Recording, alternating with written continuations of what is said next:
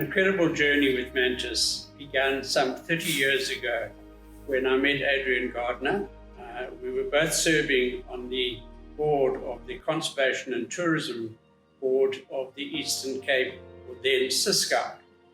Our friendship grew over the ensuing years. We went through our trials and tribulations. Adrian was trying to open up Shamwari, and Mantis was born. And I was then the Regional General Manager of Sun International for the Cisco area. We went through coups, we went through massacres, we went through the birth of the new South Africa together, and our friendship remained. I retired from Sun International in 2009, and I enjoyed nearly a month of retirement before Adrian had me back in the fold, working for him as General Manager of the Graham Vass Hotel in the Paarl Winelands, managing a fairly difficult relationship. And I think we did quite well with that. And of course, that was the start of this incredible journey. I then did some marketing for Graham Vass in Germany. And Adrian called me and said, would I like to come back via London and have lunch with him and some people in London on the Friday? I said, of course I can do that. And as he put the phone down, he mentioned that, oh, and Megan, my wife, would be there. So I phoned Megan, said, are you going to London for lunch on Friday? Yes, apparently she is.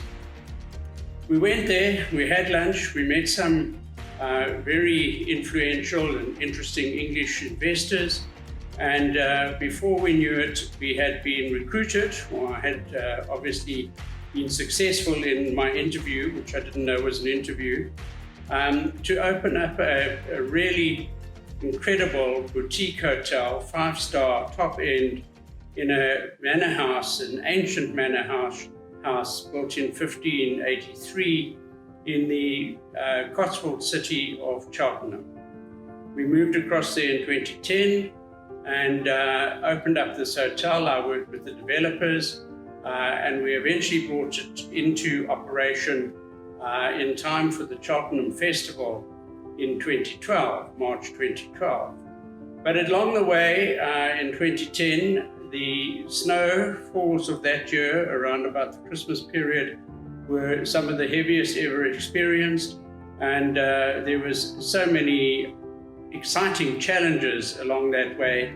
But it truly was a project which will always be very close to my heart. The team that we put together there, including some of my own Mantis colleagues, Nicola Bartlett and others. We look back upon that hotel very fondly. It went on to become, to win a number of awards, including the top luxury hotel in England, which we felt was really quite an accolade for a new hotel. Shortly after opening, we had a visit from a Nigerian businessman who had approached Adrian with a view to Mantis becoming involved in the development and the operation of a hotel that he was planning, and in fact was under construction in the bustling city of Lagos. I showed him around, and in a very short period of time, he had decided that he would like Mantis to undertake the development for him. And all he wanted was the very best. Everything that we had at Edinburgh would be good enough for him in Lagos. So off I went, I left UK, and in 2013, I commenced work on the George Hotel in Lagos, in the most bustling city, the most populous city in Africa, and a really exciting experience. But unfortunately, there were a number of delays. So in the early part of 2013, Adrian invited Megan and I to join he and his development team and his wife, Shirley Ann, to go on an exploratory trip to St. Helena with the view to looking for a site and doing a presentation to the St. Helena government, which is obviously part of the British government, to build a hotel on St. Helena. In 2015, we were awarded that hotel, and I had, at that stage, completed the development in Lagos, the George Hotel, which now ranks as one of the top hotels in Lagos. And there too, I worked with Mantis colleagues, the development team, Nicola Bartlett and Ian LaRue, who joined me as part of the opening team.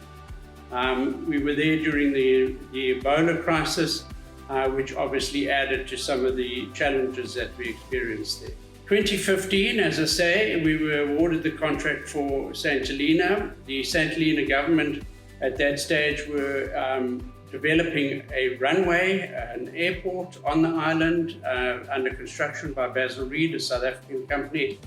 Under the guidance of the British government, who were planning to create a tourism economy on the island to attract inward investment and to open up the island to tourism. But they needed a luxury hotel, a hotel that had an international reputation by alignment to an internationally known company. And Mantis were awarded that contract. So in 2016, early 2016, off I went to St. Helena on the good ship, Royal Mail ship St. Helena, which was a 6-day journey between Cape Town and the port, the city of Jamestown. A little later, Megan joined me, and again, Nicola Bartlett from Mantis joined me. And there we started the most absolutely incredible period of our lives, stepping back 100 years in time into this quaint island, which really got into our hearts. We loved it on our first visit. We loved it even more during the 2 years that we lived there. The hotel was a challenge logistically. Everything had to come from Cape Town on a ship which was nearing the end of its life because the airport was imminent. And we had just so much fun doing it in spite of the challenges. We loved living on the island. I indulged in my passion of game fishing to my heart's content. Megan took up running. She was the first lady home in possibly the most challenging marathon on earth, the St. Helena Marathon. And she took up diving, hiking, and honestly, it was truly a remarkable experience. That opened in 2017. I left the island finally in early 2018 and came back to South Africa. And then Adrian asked me to go to London to take over the Devonshire Club as a management contract for Mantis. The Devonshire Club situated right in the heart of the City of London. A 6-month project, which again was part of this incredible journey from the bustle of London, the bustle of Lagos, the tranquility of St. Helena, the beauty of the Cotswolds. And in between, we did various projects in Antigua in the Caribbean, Cuba, and most recently a hotel in Krugersdorp, the Vivari Hotel and Spa.